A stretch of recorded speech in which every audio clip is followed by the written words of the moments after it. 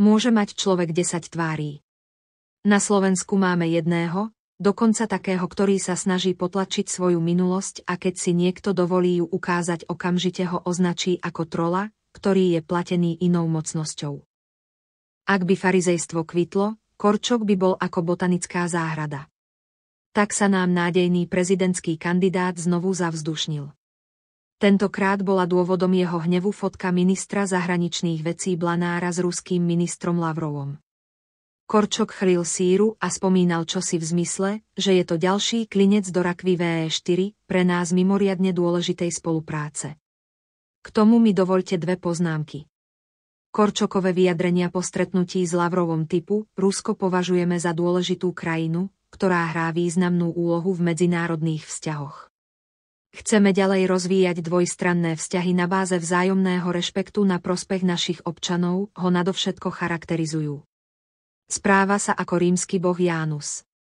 Ten mal dve tváre. Korčok ich má aspoň 10. Raz je celý šťastný po boku Lavrova, a keď to nevyhovuje jeho novým pánom, kritizuje, dištancuje sa a tvári sa ako svätý za dedinou. Pokiaľ ide o Korčokové obavy o budúcnosť VE4, my čo netrpíme amnéziou si pamätáme, že jeho prvoradým cieľom po nástupe do ministerského kresla bolo rozbíjať VE4.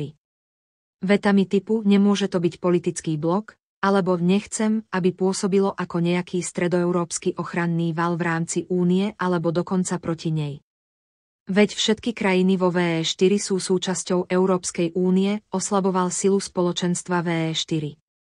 Keď mu tak v súčasnosti záleží na VE4, kde bol a prečo sa neozval, keď Európska únia konala proti Maďarsku a Poľsku a kradla ich eurofondy. Nebol to náhodou Korčok, kto využil každú príležitosť, aby si kopol do Orbána a Maďarska. Bolo to tiež v rámci utužovania vzťahov VE4. Alebo je Korčok len obyčajný farizej a hovorí to, čo mu práve vyhovuje.